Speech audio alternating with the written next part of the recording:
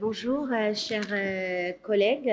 En mon nom et au nom du CMF, je vous souhaite la bienvenue et je vous remercie de votre présence si nombreuse ce matin. Et donc, pour être complet sur cette séance, je vais parler de la préservation des gamètes, qu'on fait au Maroc de façon assez courante. Et bien sûr, la nouveauté, vous l'avez compris, c'est l'acquisition du matériel et développer la technique pour faire le cortex ovarien. Comme vous l'avez bien compris, c'est la seule technique chez la petite fille prépubère. Donc, ça serait dommage qu'elle vienne vous voir après en vous disant, vous m'avez soigné mon cancer, mais vous m'avez rendu stérile. Donc ça, c'est très, très important. Et bien sûr, tous les cas où on a déjà débuté la chimiothérapie, donc on ne va pas leur dire on ne peut plus rien faire pour vous, ça va nous sauver dans ce cas-là. Et dans d'autres cas aussi, professeur Poirot a bien détaillé. Donc là, moi, je vais faire un petit peu le point sur la préservation des gamètes, les recommandations et un petit peu nos résultats au centre. Donc, tout le monde n'était pas là pour la présentation du docteur Bachouchi et je rappelle le texte de loi qui est clair, la loi 47-14, et qui stipule que toute personne qui va subir un traitement ou, une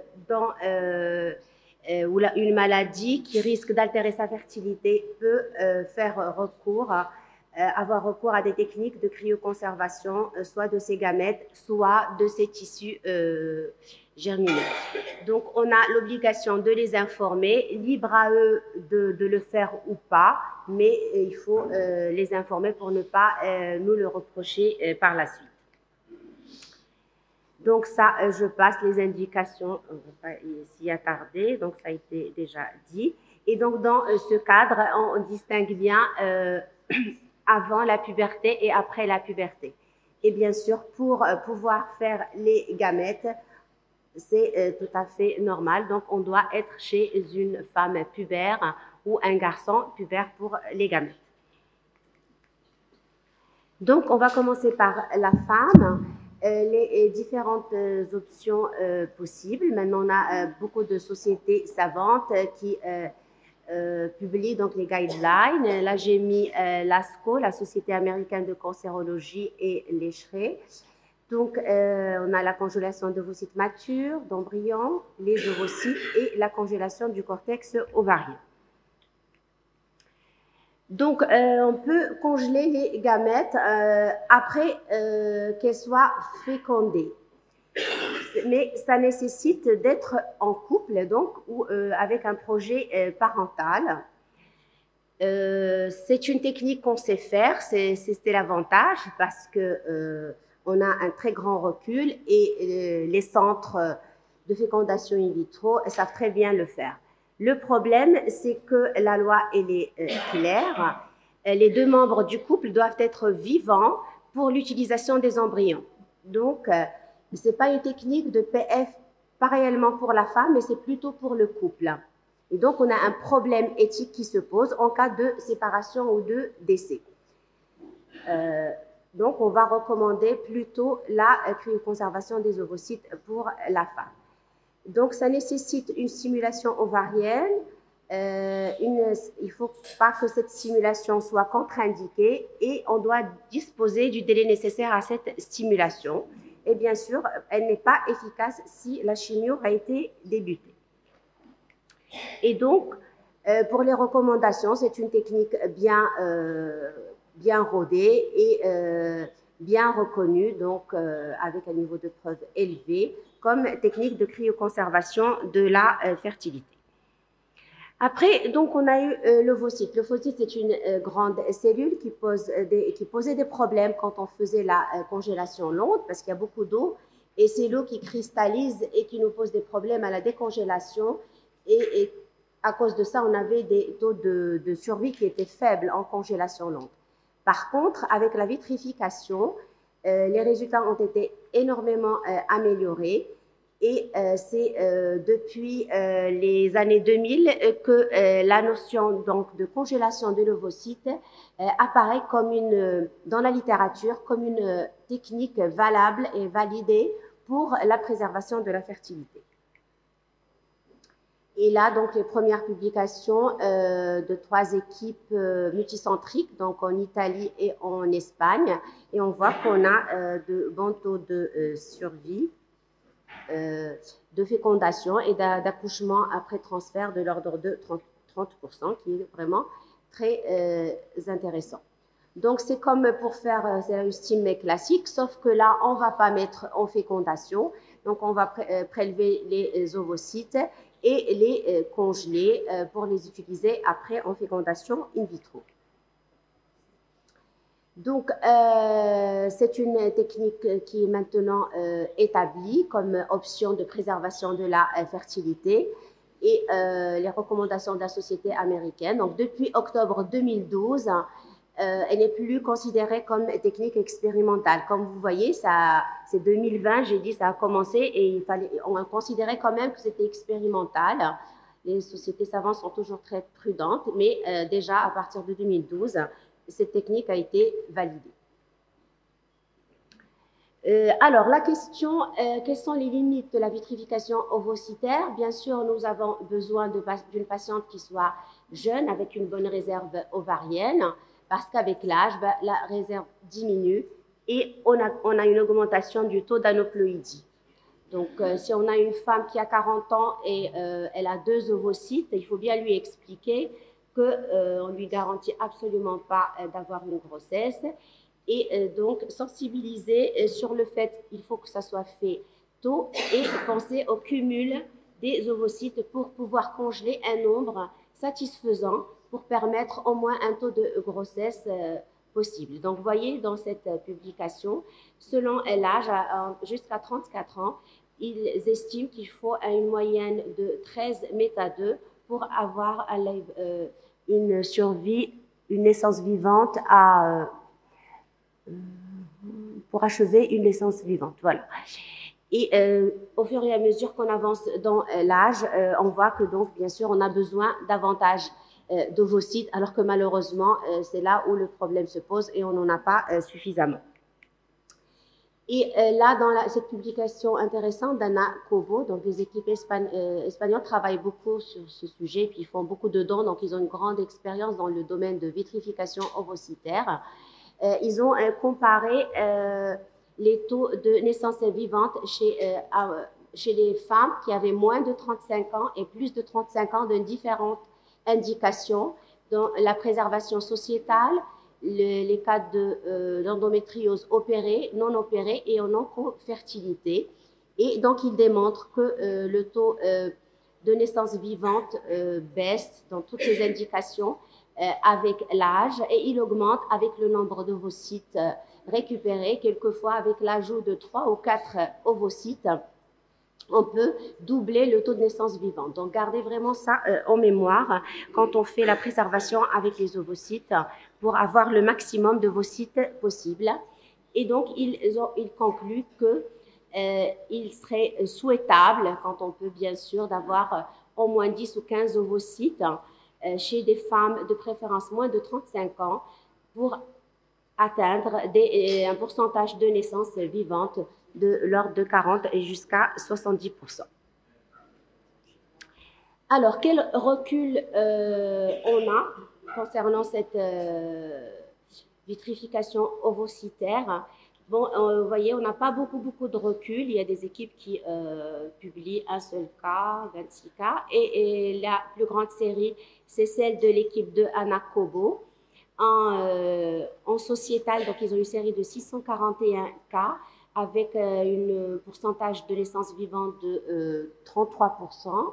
Et en oncofertilité, ils ont la plus grande série avec 80 patientes et également avec des taux de 30% à peu près de naissance vivante, qui est très encourageant. Voilà, alors donc les indications principales, bien sûr, ce sont les alkylants, donc à forte dose. On va retrouver ici les lymphomes, le cancer du sein. Il faut toujours penser à une possibilité de restimuler à distance pour faire un cumul ovocytaire. Donc, on peut, après la chimiothérapie, passer une certaine période, on peut toujours, si on n'a pas fait assez d'ovocytes, à distance bien sûr de la chimiothérapie à cause des effets mutagènes géniques, refaire donc une autre stime et cumuler le nombre d'ovocytes dans le but d'avoir un nombre le plus élevé possible. Et là, j'ai repris les recommandations donc françaises de l'INCA.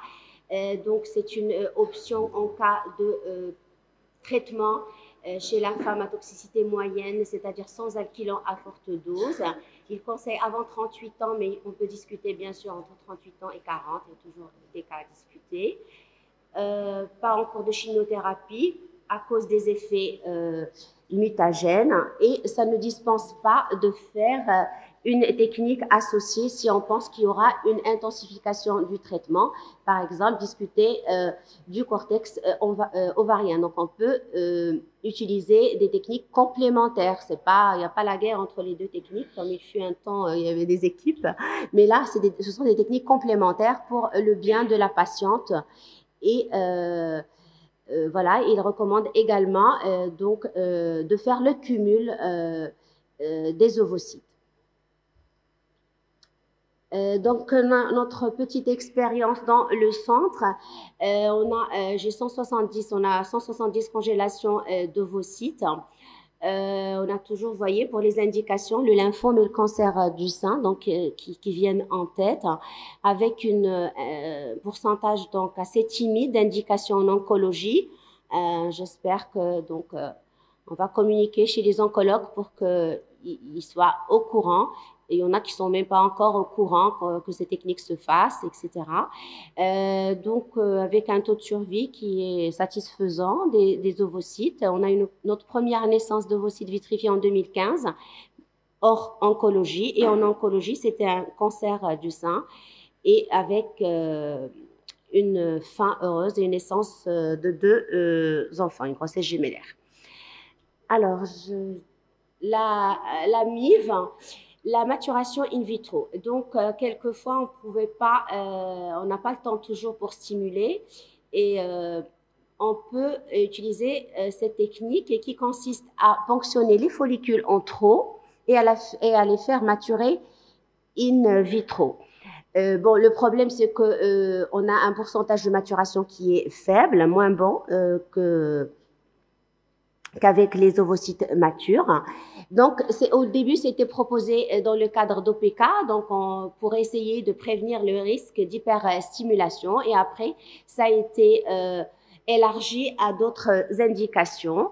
On a plus de 5000 naissances après MIV, mais hors PF, par contre, on a jusqu'à présent que quelques grossesses en cas de préservation de la fertilité.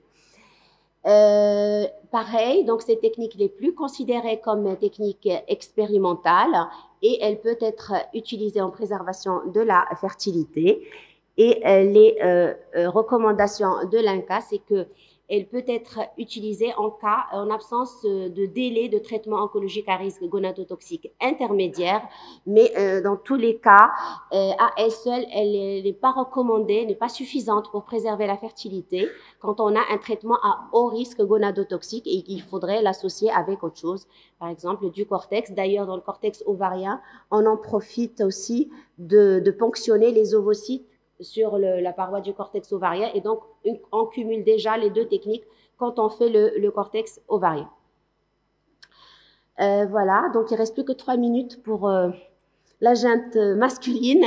J'allais vite, bon c'est plus simple, le spermatozoïde il est sympa, c'est une toute petite cellule qu'on sait très bien congeler depuis très longtemps et on a des enfants nés après plus de 20 ans de cryoconservation, donc on a bien prouvé que le spermatozoïde garde son pouvoir fécondant.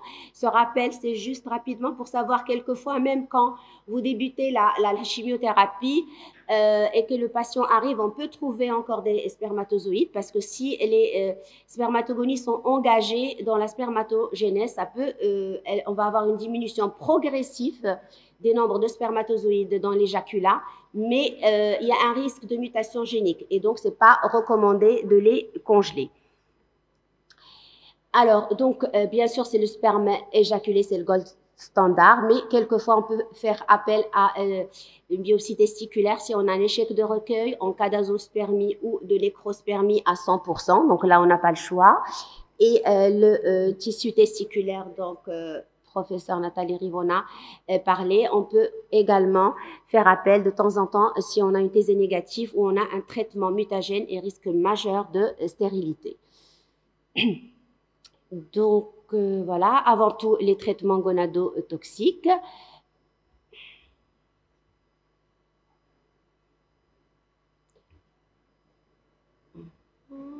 Donc, ça, je passe. Donc, les chimioalkylants, bien sûr, toujours. Les radiothérapies, quand on a une ablation des testicules ou chirurgie prostatique. Et on va trouver en tête, comme indication, le cancer du testicule et les indications hématologiques. Donc, en chimiothérapie, le sperme éjaculé par principe de précaution, on va le faire indépendamment du niveau de toxicité du traitement, c'est ce qui est recommandé. Par contre, la thésée, il faut la discuter au cas par cas, et le tissu testiculaire, quand vraiment on a un traitement qualifié à haut risque, et il faut toujours un arrêt des traitements au minimum de 3 mois avant toute conception naturelle. En radiothérapie, quand on a un traitement de plus de 6 grés, il faut vraiment la proposer et il faut qu'il y ait une contraception pendant 24 mois post-irradiation. Alors, nos données pour les spermatozoïdes, donc on a donc 297, bien sûr c'est beaucoup plus que l'ovocyte, mais ça reste quand même toujours par rapport à la population très faible. Et on retrouve également les deux indications comme ce qui est publié, les indications hématologiques et les tumeurs testiculaires en tête des indications. Alors, après, donc il faut qu'il y ait une poursuite et un suivi de cette cryoconservation. Donc, on peut réaliser, il est recommandé de faire un contrôle 1 an après l'arrêt du traitement. En général, on peut avoir une reprise de la spermatogénèse dès les 6 mois jusqu'à 2 ans après l'arrêt du traitement et généralement à 5 ans, si ça n'a pas repris, c'est que vraiment il y a très faible chance que ça reprenne. On a déjà eu des cas, je ne les ai pas mis ici, quelques cas donc de monsieur qui sont revenus après et qui ont réutilisé leur sperme en fécondation in vitro avec obtention de grossesse. Voilà, donc là, pour les durées de conservation, comme avait dit professeur Bachouchi tout à l'heure, on a réussi donc dans notre loi à mettre 5 ans renouvelables. On leur a bien expliqué que ça peut durer vraiment très longtemps. Et donc, c'est resté ouvert. On peut les garder 5 ans. Mais il faut que les patients soient tenus de nous informer chaque année de leur désir de la poursuite de cette cryoconservation. Et donc, on attend un petit peu les décrets pour savoir quelle attitude adopter quand on n'a pas de nouvelles, parce qu'on ne peut pas les garder comme ça éternellement. Donc, en conclusion, la nouveauté chez nous, c'est que maintenant, la préservation de la fertilité revêt un aspect médico-légal. Et donc, on est dans l'obligation de les informer. Ça, je pense qu'on essaie de faire passer ce message que les patients doivent recevoir, donc on doit leur expliquer les différentes techniques, leurs chances réelles et qu'on peut vraiment combiner les techniques et ils ont aussi leur mot à dire. Hein. La vitrification est la méthode de choix chez la femme pubère et jeune qui n'a pas de traitement très gonadotoxique. Pour les spermatozoïdes, donc on va les proposer chez l'homme pubère hein, dans toutes les situations donc où sa fertilité est potentiellement à risque. Bon, ça coûte pas beaucoup, donc toujours beaucoup par principe de précaution aussi. Il ne faut pas cryoconserver des spermatozoïdes après le début des traitements à cause de l'effet mutagène. Donc, c'est pour ça qu'il faut vraiment nous les envoyer avant tout début des traitements. Et bien sûr, pensez à suivre ces patients au cours du temps. Je vous remercie.